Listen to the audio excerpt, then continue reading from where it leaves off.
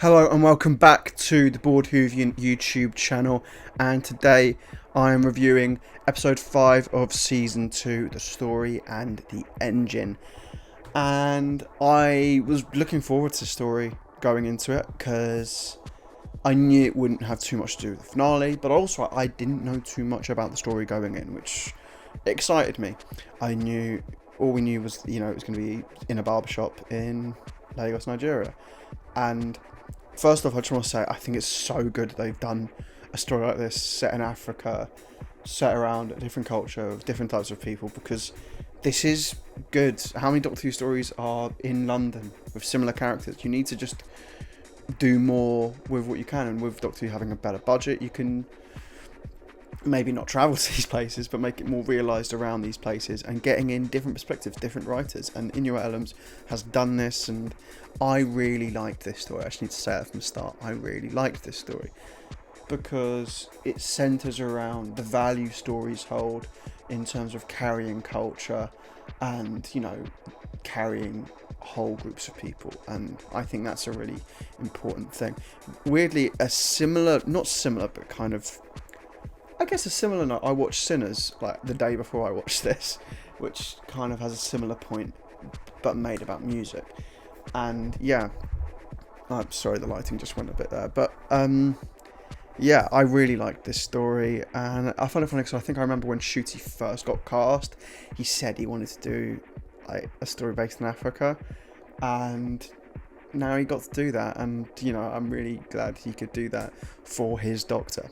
And I really liked this story, and I liked the note at the start where he says, look, I've not really been in a black body before. I need to, I need to understand that there are some spaces where I'm going to be more comfortable, and he's kind of found a little home. So we know that in his off time, he's going there, not even just for a haircut, just for, just to chill and be good with people.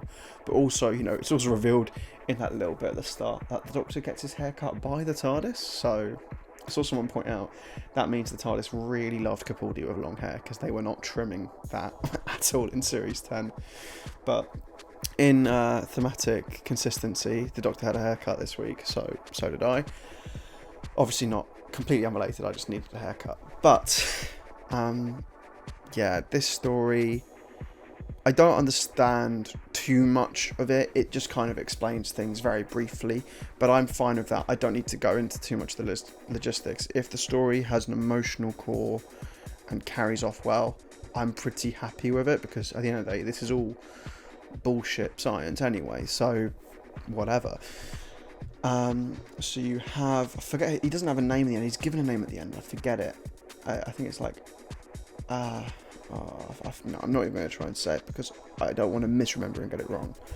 But the barber basically claims to be gods, but it's revealed he's actually someone who tells stories for the gods, and he's never been credited for his work, for the stuff he's done for people, and instead he is stealing the stories of other people to give himself power and destroy all stories the gods have.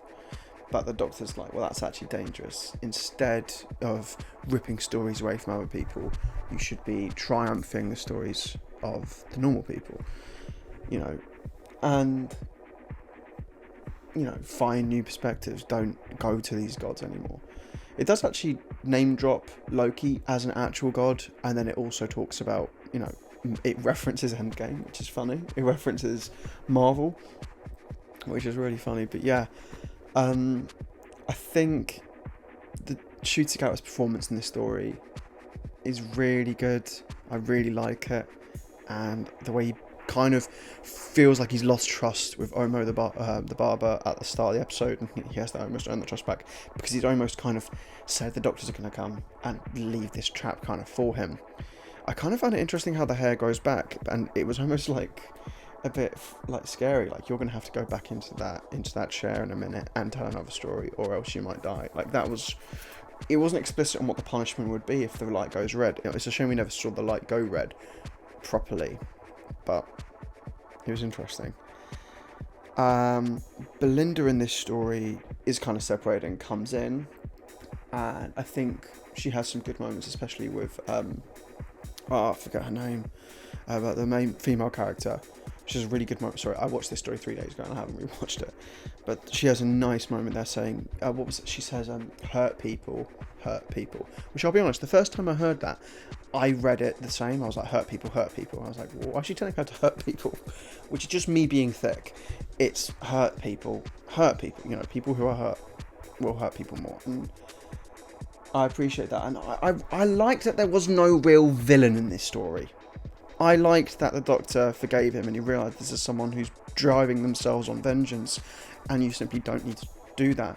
You can try and set yourself a path and not let the people who you're angry at set that path for you with your rage. I like that path specifically. I just like that.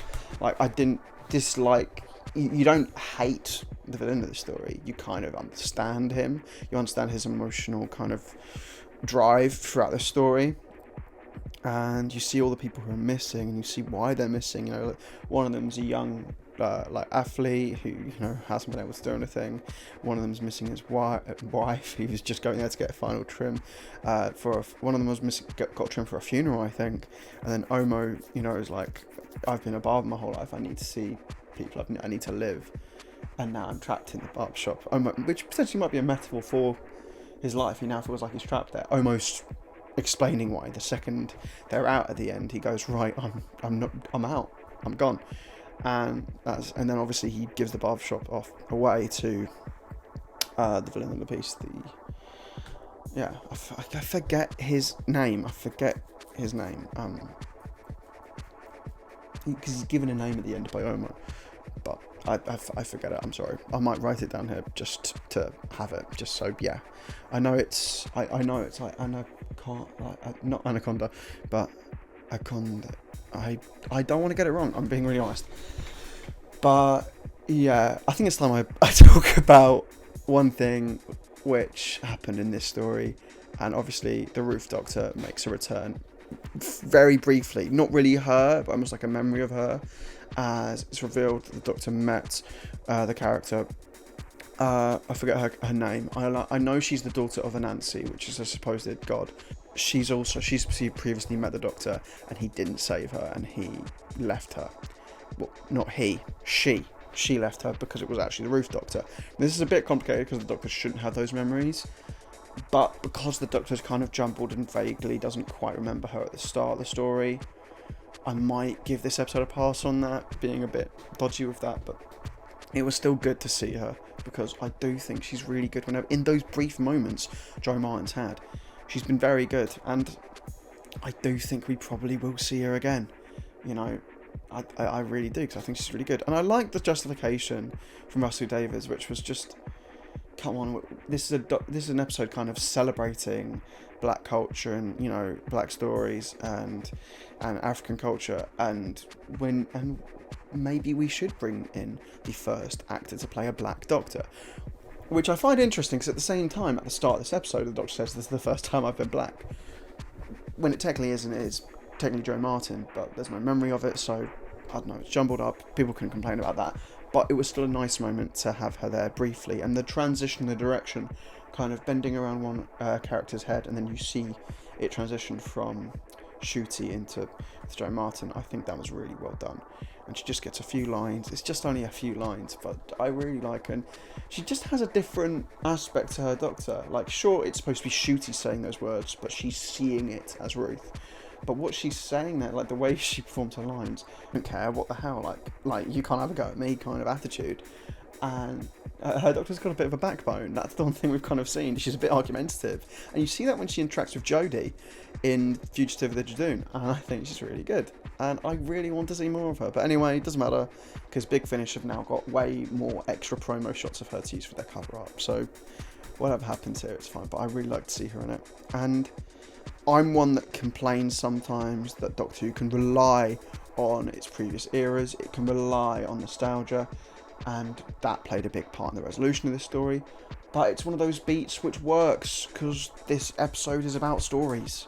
It's about the power of stories, and the Doctor realises the greatest power is his own story, and the idea that they describe it as a never-ending story, I like that we didn't see a lot of Tennant in the flashbacks. That's a good thing. They knew that would be a bit of a dodgy one, so they showed a nice clip of Capaldi, a nice clip of Eccleston, a bit of Jodie, Tennant's there briefly. No, you see Matt Smith, you don't hear any of his lines, and you hear a bit of 5, bit of 3, bit of 2, bit of 1. You see all of them, and I think that's just a nice moment, because actually that is valid. That is what it's about. And also, it's, this is what Doctor Who is. This is one character. This is the same character. And, there is power in that. This is all one story. And yeah, it was just a nice moment. It's not like the entire story was about that. The entire story wasn't about the Roof Doctor. Roof Doctor's barely in it, and it's a nice touch. And this ending is also a nice touch. And yeah, I really liked this story. I'm really looking forward to next week's story, the Interstellar Song Contest. I've heard one description from Russ Davis, which is basically it's Die Hard in space. God knows how that's going to work in with Space Eurovision. Ryland's bloody in it. I know Graham Norton's in it as well. I'm guessing he's just going to be the narrator of the commentator on the actual contest. But I'm really interested to see how that goes. And yeah, I'm wondering if that leads into the 2-part finale or not. It might. And if it does, are we going to look back on it like Utopia and refer to it like a pseudo 3-parter? I don't know. Probably not. I hope this one kind of can stand on its own quite a lot. But I'm looking forward to it. Apparently it was a bloody expensive episode to do. I'm really excited for it. Also, especially because Juno Dawson's writing it. And I've not read her book. Oh, I don't know if she's written multiple, but I know she wrote The Good Doctor in the Jodie era. And that's been reviewed. That's kind of got very good positive reviews from fans. But I've also listened to the Redacted Series 1 podcast, which she did. And I thought that was really interesting. And just kind of a cool perspective in Doctor Who, viewing normal people in the Doctor Who universe. And yeah, I just think I'm really excited to see what she can do with the actual TV show next week. And if it's good, then yeah, keep people like Inuit Ellens, keep people like Juno Dawson around, because Doctor Who needs new voices. It's desperate for new voices. I don't want the next showrunner after Oxford TV to be Stephen Moffat.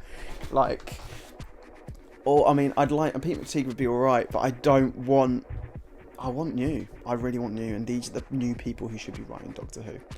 But anyway, that's my review of The Story in the Engine. If I had to give it a score, 7.5. I've kind of given a lot of stories a 7.5, I think. But I think it's a 7.5 for me. Yeah, I really liked it, and it was solid. I haven't rewatched it, so maybe it goes up to an 8 on a rewatch. It probably doesn't go down, but I liked it. And I also, one core thing I think of the reasons I liked it is that it was focused. It was, almost like a bottle episode. It was kind of closed in one set, and it had lots of lovely moments. It had the one moment I need to talk about, which I think I've heard someone say isn't actually based around any fact, but it's still a good story, is when the Doctor gets his final haircut, and it's explained that he's basically having his hair mapped out in braids to kind of give him a map of the way out, and saying that culturally that comes from slaves trying to hide maps to freedom in their hair, which wasn't a true story, but it still addressed like a core, tragic past of black history, and still talking about that and discussing that as heritage. And yeah, I think this was a very good story, and one thing that made me happy is seeing people's response who are African online on Twitter and saying like, oh my god, this felt so great to watch. So I think there was a BBC News article going, Nigerian man so excited that Doctor Who went to Nigeria, and that's great. That's not going to upset you. I enjoyed it. What do you think? That is the more important thing. Comment below what you thought of the episode. Like the video if you did enjoy this one. Ding the bell, should be notified whenever I upload a video, and please subscribe. I've been the Bored Whovian, and the series is nearly over. See you around.